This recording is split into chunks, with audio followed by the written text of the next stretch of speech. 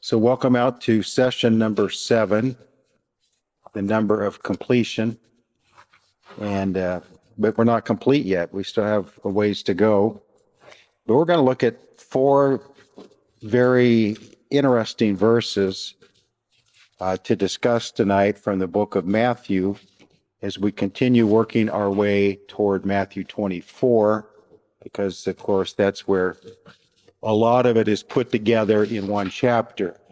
A lot of these verses we're looking at speak of some of the same things that are in Matthew 24, but it is in that sermon or that lesson that Jesus taught his disciples on the Mount of Olives that puts it all together. So hopefully by looking at the verses leading up to it, we'll have a pretty good foundation, already having discussed a good part of what is in Matthew 24, even before we get there. So that's kind of what I'm hoping for, because when we get there, I don't want it to be, just a bunch of new information. I want it to be information we've kind of gone over in bits and pieces, and we'll try to put the whole puzzle together in that chapter. So I look forward to that, but these are important verses leading up to it. They're not to be overlooked. For instance, the first one in the handout, if all of you got one when you came in Matthew chapter 12, verse 28 and 29. And we'll just read those. But if I cast out demons by the Spirit of God, surely the kingdom of God has come upon you. And we've been talking about the kingdom quite a bit because Matthew is primarily writing to Jewish people, Jewish believers, but Jewish people in general, people with Jewish background. He was really addressing his fellow Jews. And they would have a vast knowledge, may have been wrong conclusions, but they had a vast knowledge of the subject of the kingdom, because that was what they were looking for. Because in all of the Old Testament prophets, the idea of the kingdom often was in context of Israel being the head of the nations. And so in their mind, when the Messiah would come back, he'd set up his kingdom, he would be their king, and he would elevate Israel to the head of the nations. Now, he had told them in several places, if you obey me, you'll be the head of the nations. If you disobey me, you'll be the tail. But they thought they deserved to be the head. They thought they had been obedient. They felt oppressed by the Roman government. They didn't like being part of the Roman Empire and being told what to do, not having much freedom. And so they really looked forward to the Messiah coming, throwing off that Roman yoke, elevating Israel as the head of the nations. And then they believed that what we end up calling the Great Commission would only come about. In other words, the good news of the Messiah going out into all the world, people believing the message, coming to faith, and all of that would happen only after Israel was elevated as the head of the nations. And so they saw that order of things being worked out.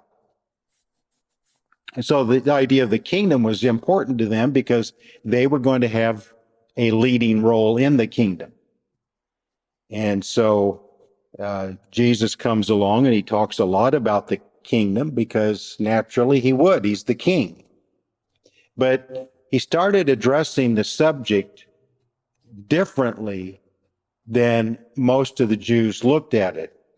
He started talking about repentance. He started talking about having a good heart. He started talking about having a spirit of forgiveness, having spiritual qualities that most of the Jews were not living by. And so he comes along and he organizes his church from Jewish believers who had been baptized by John the Baptist. He starts his church early in his ministry. He preaches this Sermon on the Mount, Matthew 5 through 7, and he starts talking about what we call the Beatitudes. And blessed is this person, blessed is that, blessed are the meek, blessed are those who mourn. All those wonderful qualities that he was preaching to his church. This is what I want you to be. But he was also preaching to the crowd that was there, who were all Jews, basically letting them know, you're not living up to this. You're very far away from what I'm talking about. You need to repent. And so it was his opportunity really to preach to a large part of the nation about the true meaning of their law. You know, he went over a number of examples. You have heard it said, and then he would quote one of the laws of Moses, mainly the Ten Commandments, but he included others. And then he would transition, he'd say, but I say to you, and then he'd give the true meaning or the deeper meaning of that law. And he was letting them know, you only think that you're keeping the law of Moses, but you're not. And so the Sermon on the Mount, we love to read through it. There's kind of uplifting in many ways, but in many ways, it was a sermon of rebuke against the majority of the Jews. He was letting them know, this is what I have been looking for from you all of these centuries, and you have not been living up to it. And so the Jewish leaders didn't like hearing what they heard either, and so they started plotting against him. So it's interesting, the subject of the kingdom is so important to the Jews, and yet there was a growing movement of a large part of the nation beginning to plot against their own king, to reject him and to cast him out and to kill him. So this dynamic is real interesting to me of what's building here.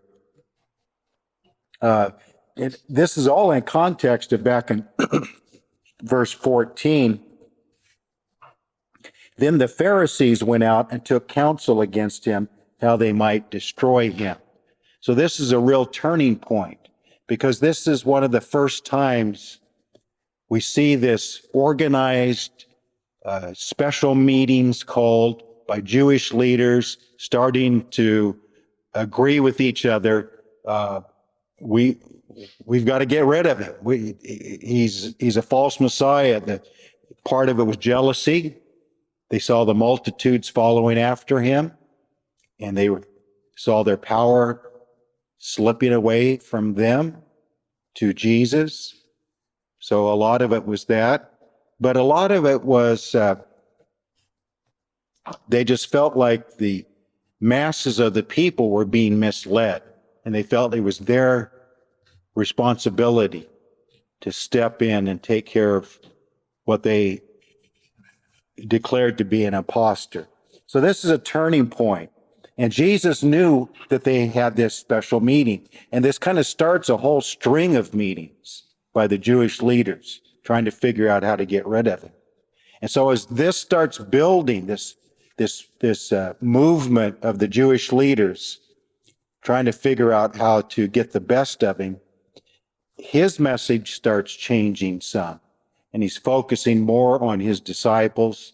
He's focusing more on other things. And what we see as a result of these special meetings plotting against him, just in general, you know, there's exceptions, but in general, you see the number of miracles decreasing and the role of parables in his teaching increasing. And that's really important, because teaching in parables was a way to, you know, wherever he went, one of his main goals was to teach his church, to teach his disciples what he wanted them to know. But he had all these crowds around him all the time. So one thing that a parable does, it's able to get across an important truth to those you want to get it across to, but to those who really don't have much interest in spiritual things, or especially in no interest in Christ as Messiah, it would kind of remain hidden from them to some degree. And so it's kind of a lot of people see this in chapter 12, kind of a transition taking place in his ministry once the Jewish leaders begin plotting against him. So he says, if I cast out demons by the Spirit of God, surely the kingdom of God has come upon you. The king was there. The king is not here now. He's back in heaven. So if the king is not here, his kingdom is not here. And I know a lot of people make the church the kingdom and other things the kingdom, this the kingdom, that the kingdom. But the kingdom is primarily when the king is here in person, ruling the earth from Jerusalem, and with his saints assisting him, and with the nations being brought into obedience to him. So I think I said last time that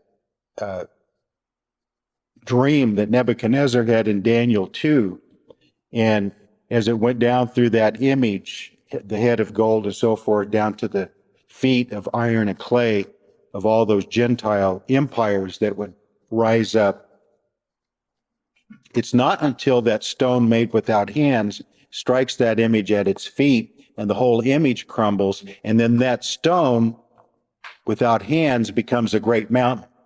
That's the kingdom.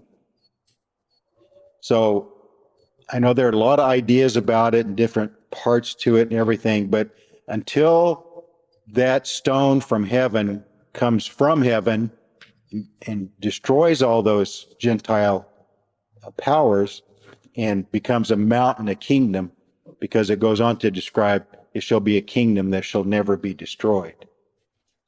Until all that happens, we can't really say the kingdom is here, at least in its full measure. So the kingdom has come upon you because the king has come upon you.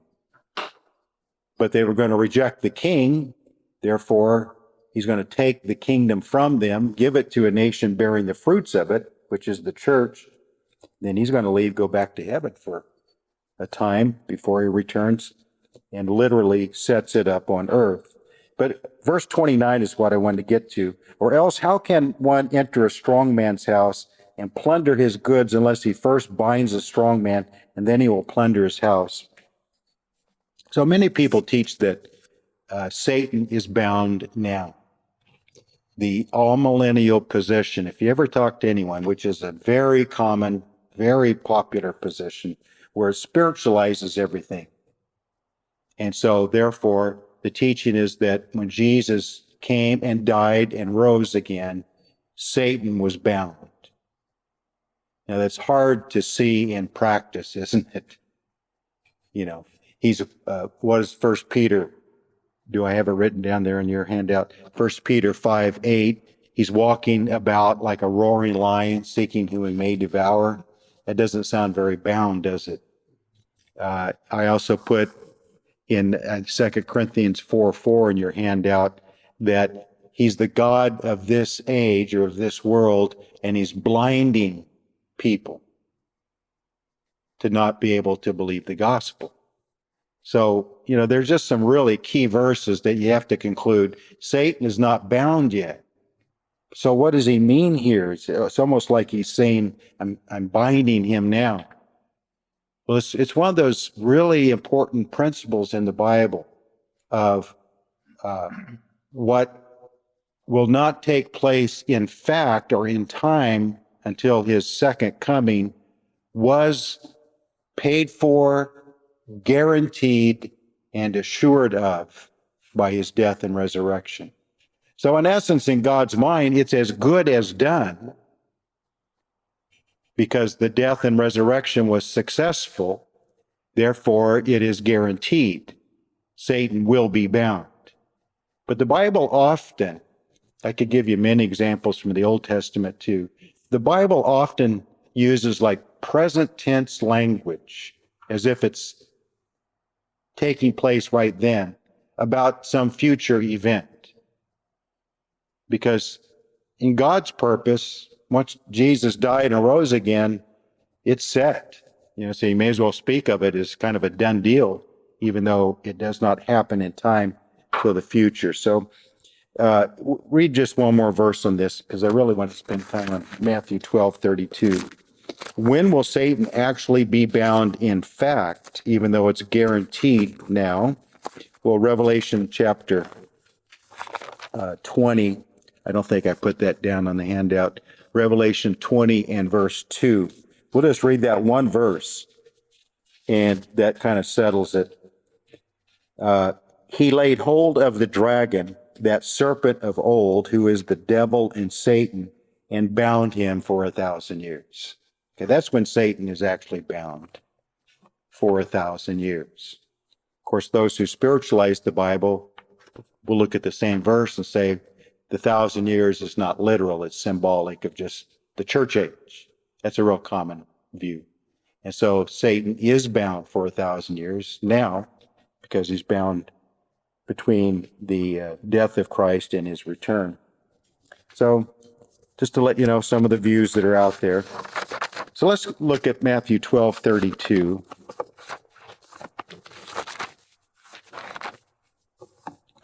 Anyone who speaks a word against the Son of Man, it will be forgiven him, but whoever speaks against the Holy Spirit, it will not be forgiven him. So that's a debatable subject. People have different views on what that is, but I really just want to look at that last phrase, either in this age or the age to come.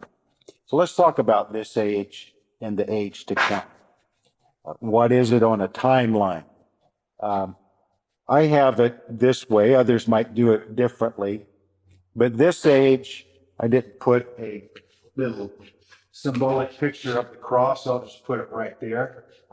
So this age would be the time from the death of Christ to his return. And I think that's pretty evident. I think the age to come is speaking about the millennial, the 1,000 years. And then the thing that transitions it, what is it that causes it to change from this age to the age to come? It's this little period of time I call birth pains. So it's heading towards some birth pains. And then when it gets there, for a period of 7 years, which is really 2 3.5-year periods of time, so the 7 years is divided into 2 periods. The Bible describes that as birth pangs. So out on the other side of the birth pangs comes the new birth of the age to come. So, just a real simple way, I think, of explaining how this age transitions to the age to come is through a process very similar to a woman having a baby, and then something new comes out the other side. And so I give the verses of the age to come. I just only gave one verse, Revelation 20 and verse 6, but there are 6 verses in that chapter that speaks about 1,000 years. And I think it's speaking about a literal period of 1,000 years. This age, I think, is spoken of in Hosea 6 and 2. Why don't we just turn over and read that? We looked at it a few sessions ago, but I think it bears repeating. Hosea is right after Daniel. Hosea 6 and 2, verse 1, come and let us return to the Lord, for he has torn, but he will heal us. He has stricken, but he will bind us up. Then it gives an interesting statement in verse 2. After 2 days, he will revive us. On the 3rd day, he will raise us up, and that we may live in his sight. So that's why I put Hosea 6 and 2 as the key verse for the idea of this age. It's the 2 days that Hosea 6:2 talks about.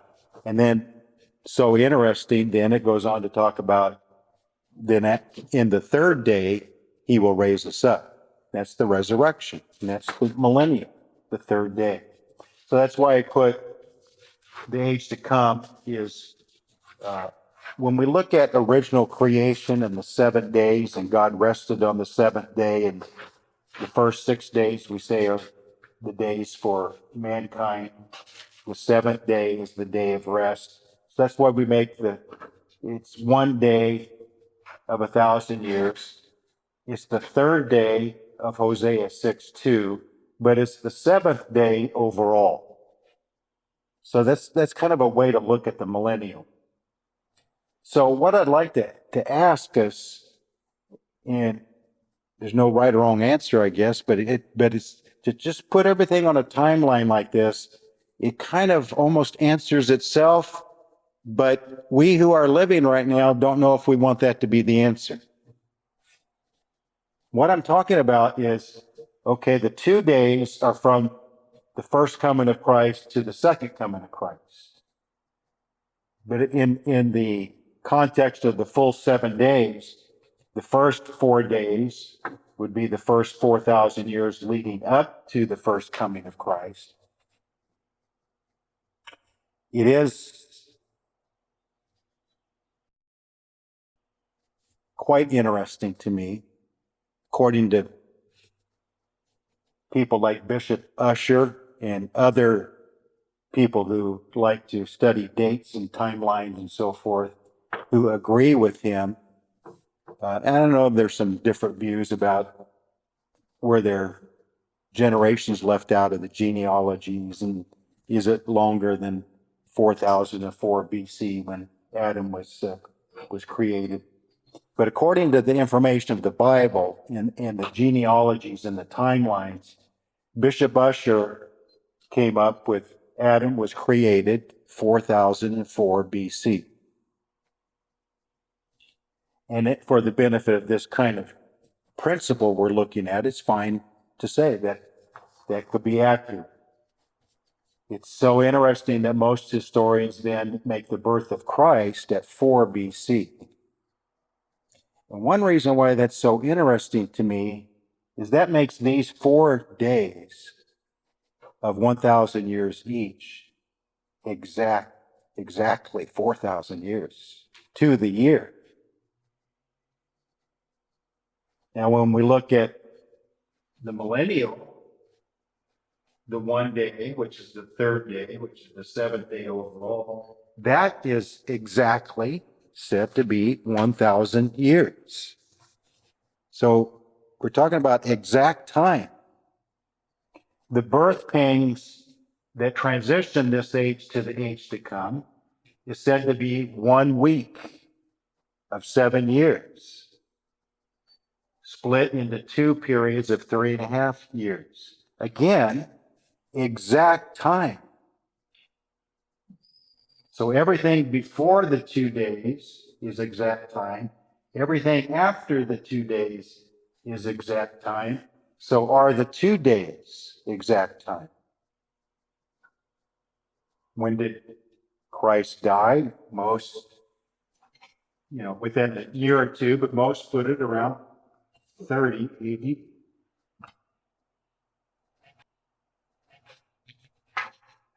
Well, if you back up 7 years from 30 AD, you're looking at next year, big things could happen.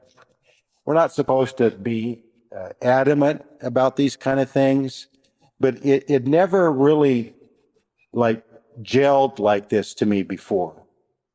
Of how that all the time periods other than this age of 2 days are exact time. So is he trying to tell us the 2 days are also exact time? So depends on whether you want the tribulation to start next year or not. The 7-year period that transitions. Anyway, I just thought that would be good for us to put on the board. We'll send this out on the video. I may get some replies on when I put it up on YouTube of how I don't know what I'm talking about, but I don't know what to do with all the other time periods that I don't can't make them anything other than exact, should I also make the 2 days of this age as exact as I can, or as close within a few years as I can. I think most of us, we've heard it all of our life, that the Lord could come anytime. It could come my lifetime. He's going to come in the next few years. And people say it with fervency. And so, but there does seem to be a growing sense once again that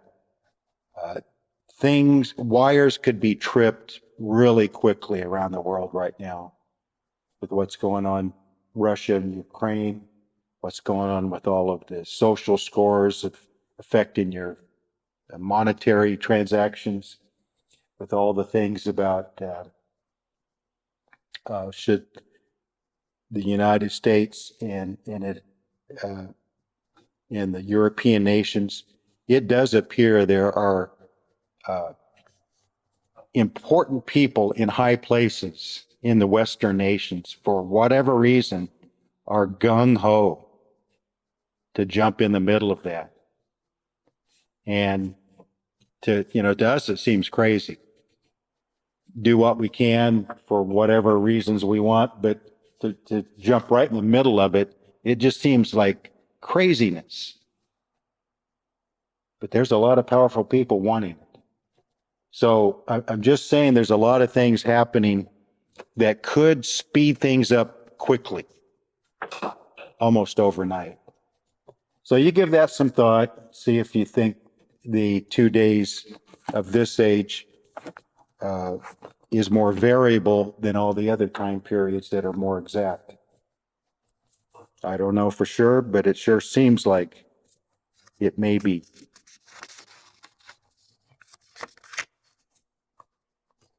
Let's look at 13:30 of Matthew. Oh yeah, we're doing pretty good. Parable of the wheat and the tares. Again, we're just trying to look at some of the main verses dealing with the future, with eschatology, with the return of Christ, and the events surrounding it. Let both grow together. Then here's another one of the famous, vital, necessary, important untils of the Bible. I circle it every time I see it because it tells me there's something really important about ready to be said. Let both grow together until the harvest. Now, at the time of the harvest, I'll say to the reapers, first gather together the tares, bind them in bundles to burn them, but gather the wheat into my barn. So the tares would be the same as the chaff we looked at back in chapter 3, when John the Baptist was preaching that Jesus is coming to separate the wheat from the chaff. And the chaff will burn in fire, and the wheat he'll gather into his barn. Well, that's what it says here, is that the wheat gather it to the barn. So it ties together with that. So it's the separation within Israel, first of all, then it's the separation all through the time since that as the gospel goes out. It's explained in starting in verse 36. Jesus sent the multitude away, went to the house. His disciples came to him, saying, explain to us the parable of the tares of the field. He answered, said to them, he who sows the good seed is the Son of Man. The field is the world. The good seeds are the sons of the kingdom, but the tares are the sons of the wicked one. The enemy who sowed them is the devil. Here's this, Genesis 3:15 principle. Just keeps working out. The seed of the woman, the seed of the serpent, and the representative leaders, Jesus and Satan, and doing their work. And it's described in Paul's writings as the mystery of godliness and the mystery of iniquity, working side by side all through the centuries. The enemy sow them as the devil. The harvest is the end of the age. The reapers are the angels. Therefore, as the tares are gathered, burned in the fire, so will it be at the end of this age. The Son of Man will send out his angels. They will gather out of his kingdom all things that offend those who practice lawlessness, cast them in the furnace of fire. There'll be wailing, gnashing of teeth. The righteous will shine forth as the sun in the kingdom of their Father. He who has ears to hear, let him hear. So question would be, when it says in verse 39, the harvest is the end of the age. The harvest is the end of the age. When is the end of this age? Is it here or is it here? It has to be here. It has to be by the language. Pre-tribulation rapture would say he gathers his wheat into the barn here, but he doesn't gather the tares for judgment until here at his return. But this is placing them both at the end of the age. So when one happens, the other happens. So you can't say one happened 7 years before the other. And so the end of this age includes this. Another way to ask the question, does this period of time, the birth pains, the 7 years, the Great Tribulation, we call it, 70th week of Daniel, is what happens during that time more closely connected to this age, or is it more closely connected to the age to come? Clearly, it's more connected to this age. Judgment and wrath and death and destruction and all that. It's not connected to the millennial peace and joy and love and Christ ruling and everything like that. He uses this period of time to get to that. That's why I call it the transition. So the harvest being at the end of the age of gathering his wheat into his barn, taking the chaff or the tares and throwing them into the fire of judgment.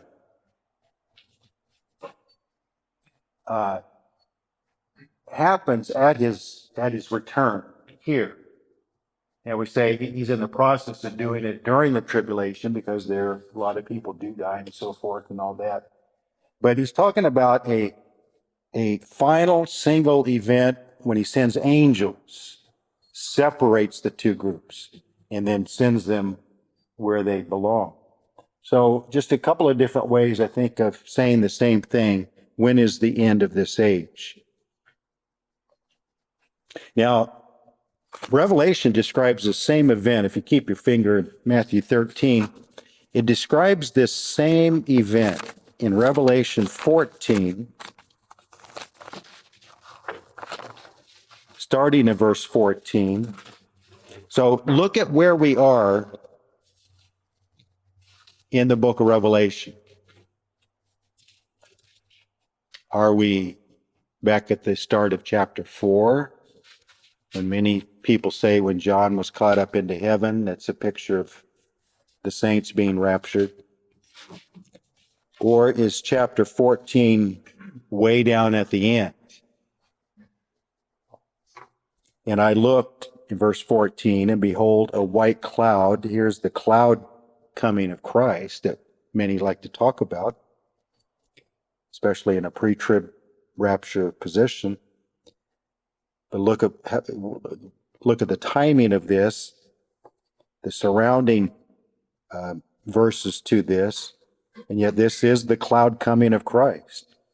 I looked, and behold, a white cloud, and on the cloud sat one like the Son of Man, having on his head a golden crown, and in his hand a sharp sickle. Another angel came out of the temple, crying with a loud voice to him who sat on the cloud, "Thrust in your sickle and reap, for the time has come for you to reap. For the harvest of the earth is ripe." So he who sat on the cloud thrust his sickle on the earth, and the earth was reaped. Reaped with what? Go back in the parable of Matthew 13, this would be the wheat. The wheat being reaped into the barn. In other words, this is the parable of the wheat and tares in Revelation language. It's the same event because it goes on to talk about the reaping of the tares. In this place, they're called grapes of wrath. Verse 17, then another angel came out of the temple, which is in heaven, he also having a sharp sickle. And another angel came out from the altar who had the power over fire. He cried with a loud cry to him who had the sharp sickle, saying, thrust in your sharp sickle, gather the clusters of the vine of the earth, for her grapes are fully ripe. So the angel thrust his sickle into the earth, gathered the vine of the earth. Look what happens. Threw it into the great winepress of the wrath of God. The winepress was trampled outside the city. Blood came out of the winepress up to the horse's bridle for 1,600 furlongs. And then he goes on to describe the wrath of God in chapter 15 and 16. And those are very short period of time concentrated right at the end of the 7 years. That's pretty easy to prove. We'll get there eventually. It's not stretched out over the full 7 years. It's not even stretched out over the full 3.5 final years. Stretched out over a very short period of time, but the destruction is great. And so what is this at the end of chapter 14? It's the harvest of the tares. So you're looking at the wheat and the tares in both places happening at the same time. Now, when we say at the same time, you might be talking about days or, a very short period of time of separation, but basically the same period of time, not 7 years apart or any long period of time apart. So this is the only description of the resurrection harvest, as far as timing details of it, in the book of Revelation. And where is it along a timeline of Revelation? It's way down right at the end. It's certainly not at the beginning.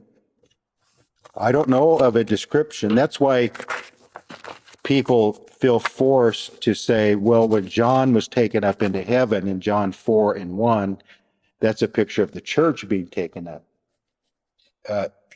They're forced to kind of take that position because otherwise there is no description of a pre-tribulation rapture in all of Revelation unless John does picture the entire church, which I don't think he does. In fact, he goes up and comes down, goes up, comes down, So I don't know what you'd do with that if John is a picture of the church going up. One last verse we'll look at tonight is in Matthew 16:27.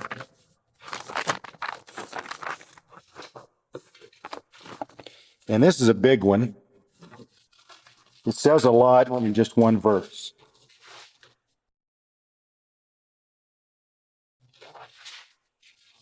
Hey, I looked at my phone to see what the time was, see how much time I had, and a little pop-up came up, said the Yankees beat the Tigers 4-2. So that makes me happy. 16:27, a lot in one verse. For the Son of Man, that was his favorite title about himself. Do you know that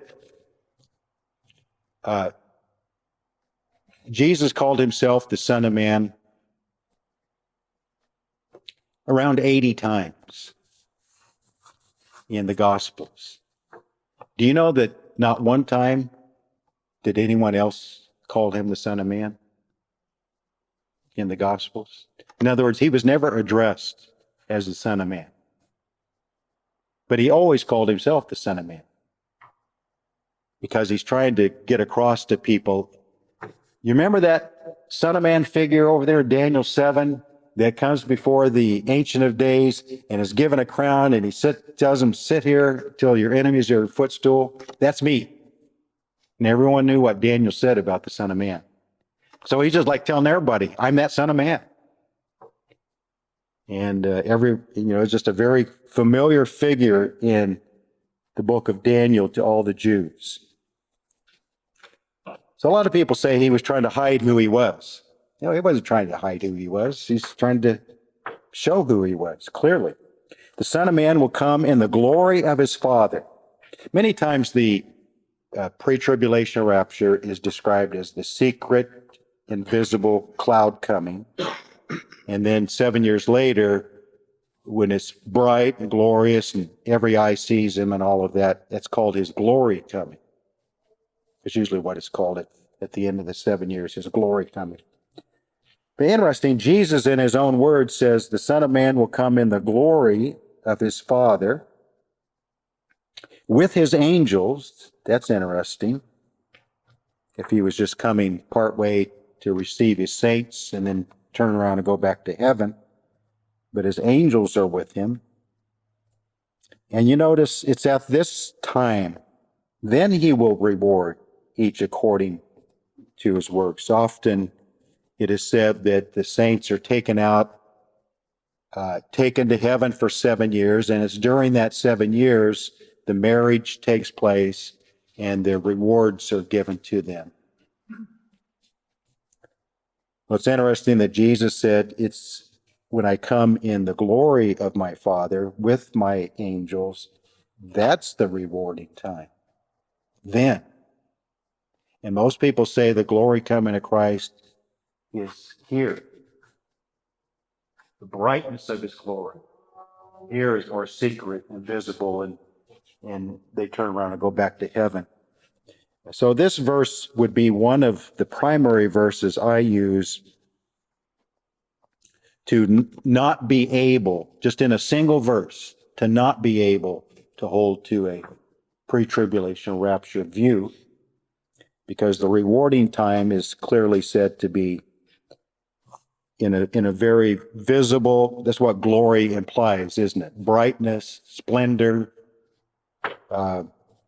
not secret, not hidden, not quiet even. And he brings his angels with him.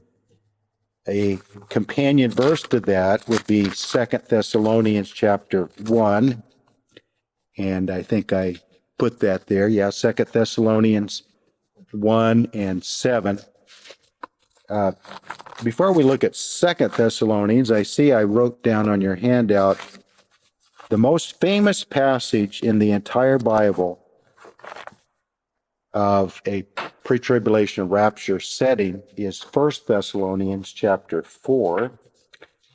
And often it is read as if it explains itself. There's no further point to be made. You will notice something quite interesting, though. There is no time stamp, no time location in this passage. In other words, it's not speaking about, it is said to be speaking about a pre-tribulation rapture, but it doesn't really speak about time. But it does describe it in verse 16. The Lord himself will descend from heaven with a shout. It's pretty loud. Voice of an archangel. See, there's the angel. It doesn't say all of the angels in this verse, but an archangel is there. So that evidently an archangel is leading a group of angels, and the trumpet of God. So we would describe this as one of the noisiest verses in the Bible. Noisy, isn't it? Bright, noisy, a lot going on, very dramatic. Just a very simple, if a person didn't have any preconceived ideas about a lot of these things, I can't see them reading verse 16 and then concluding it is a secret, quiet, invisible. You get these movies and pictures of all of a sudden these people are going up and everyone else looking around like, what's going on? And I guess they can't even see Jesus in the clouds. This seems to give the opposite kind of description of like he's letting the entire world know I'm back. And then in 2 Thessalonians 1 and 7, I think, is where we find then the rest of the angels. In chapter 4 of 1 Thessalonians, verse 16, we are just told about the archangel. But the same writer to the same church, Paul, so that they would have the first letter, in mind when he wrote the second letter, now he includes the rest of the angels. Verse 7, to give you who are troubled rest with us. Then here's the timing. When the Lord is revealed is apocalypse, to uncover, to open up, to not be hidden, from heaven with his mighty angels. And what happens when he is revealed from heaven with his mighty angels? 2 R words. Well, 3 R words if you include revealed. So the first R word would be revealed. What happens when Jesus is revealed from heaven? 2 other R words. Depending on what translation you have, but in verse 6, he's going to repay with tribulation those who trouble you. So vengeance, repayment. The old King James says recompense. What else happens at the revealing? Verse 7, and to give you who are troubled rest. So rest and repay. Rest for the saints, repay for the wicked. At the same time as him being revealed from heaven with his holy angels. So it seems clear, it seems to be describing the same single event, with both him dealing with the wicked and him providing rest for his saints. And when he is revealed, in verse 8, in flaming fire, taking vengeance on those who do not know God, on those who do not obey the gospel of the Lord Jesus Christ, these shall be punished with everlasting destruction from the presence of the Lord, from the glory of his power. And then another time stamp. When does this happen? When he comes in that day to be glorified in his saints. So a single event accomplishing both things. And to be admired among all those who believe, because their testimony among you was believed. So all of this is simply describing Revelation 1 and 7. So let's turn and read that. We've already looked at the cloud coming. He's coming with clouds.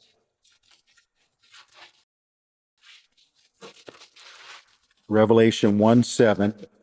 Behold, he is coming with clouds.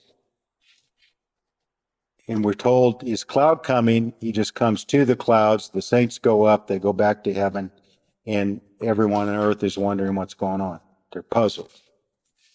But this verse says he's coming with clouds, and every eye will see him. And they also who pierced him. Who is this talking about? Well, Zechariah applies it to the Jews in chapter 12 and verse 11. They shall look on him whom they pierced, and they shall weep and repent. When does Israel see him that they pierced and weep and repent and be saved? Down here, right? And yet this is the same as him coming in the clouds, and every eye shall see him. So this is the only coming of Christ. Revelation 1:7 is basically saying this is the coming of Christ described through the whole book. There's no other coming of Christ described in this book. It's a cloud coming. Everyone on earth is going to see him. There's going to be weeping. There's going to be repenting. For some, it's going to be too late. For others, Israel's going to lead to their salvation. So this is the only coming of Christ, kind of coming of Christ, that Revelation describes.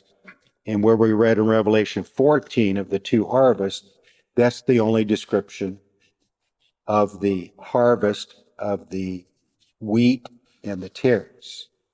And they both are in a same time period as well. All of these things back in one other R word I want to look at, then I'll open it up to you. Back in 2 Thessalonians 1, 2 Thessalonians 1. Paul had this, a lot of preachers do this today. I don't know if you noticed, it's a pretty common thing. I've tried it some, and sometimes it works, and sometimes it seems a little bit trumped up. You have to work at it too hard. But all the points of your sermon begin with the same letter. And, it helps people follow along, and it makes for kind of a nifty little outline. But evidently Paul liked that too, because he's full of R words here. We already looked at revealed. We looked at repay. We looked at rest. And then he says all of these things at the beginning of verse 6, they're righteous things. Righteous. So it's righteous for God to repay people, and it's righteous for God to give rest to people, and it's righteous for God to reveal his son Jesus from heaven with his mighty angels. So that's a pretty good little 3-4 point sermon right there, all beginning with the letter R. So some preacher watches this on the video, I may have just given somebody a really good sermon outline. Okay, that's pretty much all I have tonight, so I will stop this recording.